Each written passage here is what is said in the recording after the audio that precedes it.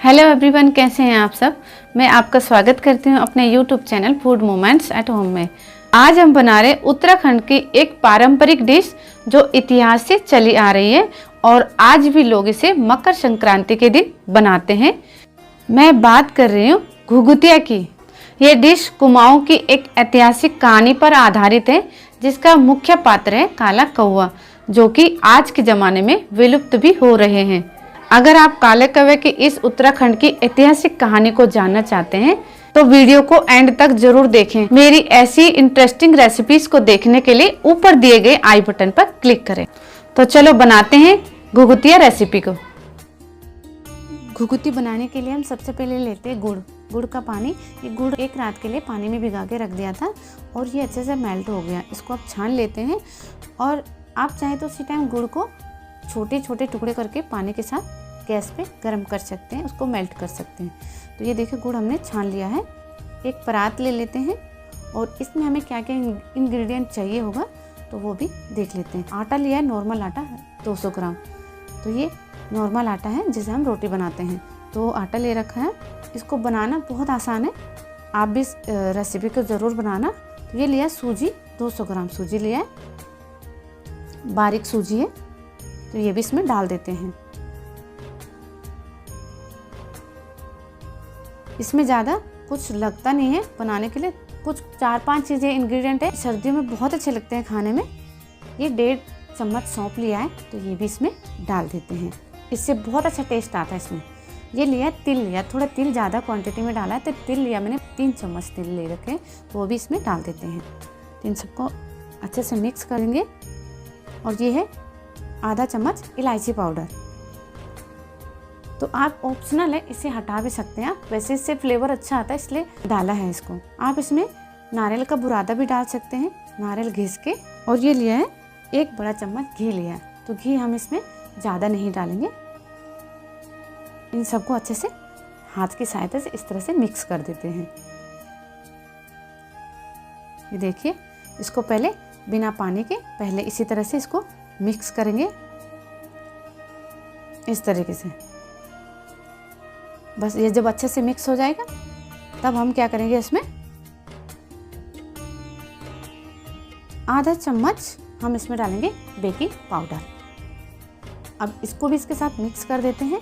इसी तरह से इसको अभी बिना पानी के ही मिक्स करेंगे। तो हम उसी पानी से इसको गूंदेंगे जो हमने गुड़ का पानी बना के रखा हुआ। तो देखिए थोड़ा थोड़ा करके हम इसमें डालेंगे। तो ये हमने एक इसका परफेक्ट डो बना के तैयार करना है। तो ये डो भी हमारा तैयार हो गया है। ये देखिए, तो ये ना ज़्यादा टाइट होना चाहिए और ना ज़्यादा पतला होना चाहिए, बिल्कुल ठीक ठीक होना चाहिए।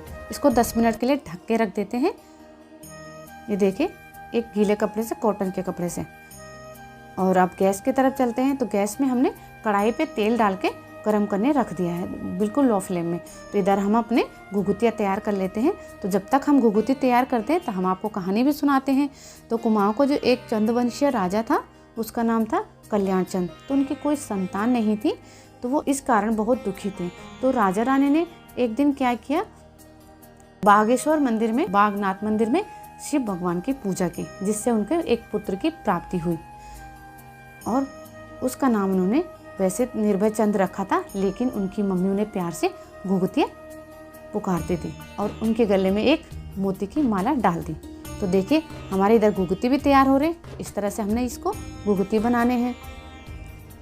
और इस वजह से जो उनका मंत्री था वो बहुत दुखी रहता था कि अरे इनका संतान हो गया, क्योंकि वो ये सोचता था कि इनकी कोई संतान नहीं, उसका राजपाट जो भी होगा वो मुझे मिल जाएगा।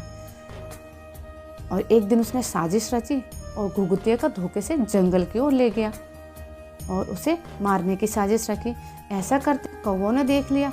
कौवों ने क्या किया, उन्हें चोंच मार मार के प्रहार किया उन पे और घुघुती की माला लेके राजमहल में आ गए। राजा रानी के सामने रख दिया उन्होंने। इस तरह से देखिए हमारी इधर रेसिपी भी तैयार हो गई। इस तरह हमने रोटी बेल ली है, इसको गोल गोल करके।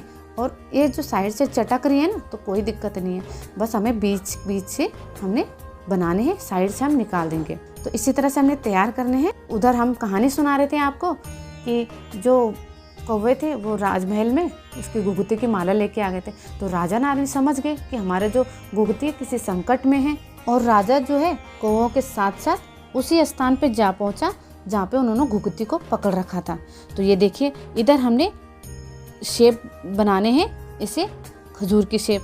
तो इस तरह से हमने कट लगाने हैं उनमें, और इसी तरह से दूसरा भी तैयार कर लेते हैं खजूर। तो साइड से हम जो एक्स्ट्रा आटा है वो निकाल के रख देंगे, उसको फिर से यूज़ करेंगे। तो इस तरह से हमने कट लगाने डायमंड शेप में, और सारे शेप हमने काट के रेडी कर दिए। इनको अब प्लेट में रख लेते हैं। तो एक एक करके हमने सारे इसको प्लेट में रख दिए। तो ये देखिए परफेक्ट हमारे घुघुतियाँ भी तैयार हो गई, घुघुतियाँ भी तैयार हो गए और खजूर भी तैयार हो गए। तो इसी तरह हम कितने प्रकार की उसकी शेप बना सकते हैं। तो आप जो चाहें इसी में कितने प्रकार के भी शेप बना सकते हैं। इस तरह से चकोर शेप लगा सकते हैं। तो इस तरह से मैंने इसको चकोर शेप में भी बना दिया। अब फिर इसी तरह से रोटी बेलेंगे और साइड से फिर आटा जो है चटका हो उसको निकाल देंगे, और बीच बीच का एरिया हम ले लेंगे।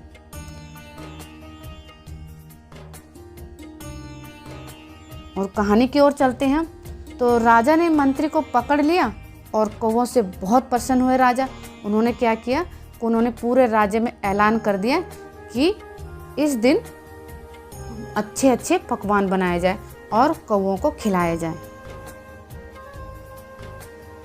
तो इस दिन जो भी घुघुतिया बनता है या खजूर बनते हैं, खजूर घुघुतिया बन के तैयार भी हो गए, तो सबसे पहले जो रखा जाता है वो कौवों के लिए रखा जाता है। तो ये कहानी जो हमने ली है, ये कहानी ली है हमने बद्रीदत्त पांडे जी की किताब से।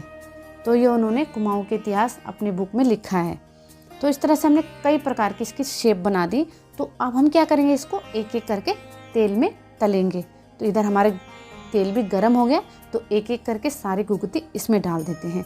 तो इस प्रकार हमारी कहानी भी ख़त्म हो गई है। आपको कैसे लगी कहानी, तो आप कमेंट करके ज़रूर बताना। तो ये थी हमारी कहानी, और इसी दिन से घुघुतिया त्यौहार मनाया जाता है। तो तब से ही लोग इसको मनाते आ रहे हैं। तो ये सारे हमारे खजूर भी तल गए, और ये आप स्टोर करके रख सकते हैं 15-20 दिन के लिए, एयर टाइट डब्बे में स्टोर करके रख सकते हैं। और ये खाने में बहुत टेस्टी होते हैं, सर्दी में बहुत अच्छे लगते हैं खाने में। तो आप इसे ज़रूर बनाना और अपनी फैमिली के साथ ज़रूर खाना। तो दोस्तों, कैसी लगी आपको आज की रेसिपी? अगर अच्छी लगी हो तो लाइक, शेयर और कमेंट करना, और अगर चैनल पे नए हैं तो सब्सक्राइब ज़रूर करना। फिर मैं मिलती हूँ एक नई रेसिपी के साथ। तब तक के लिए बाय।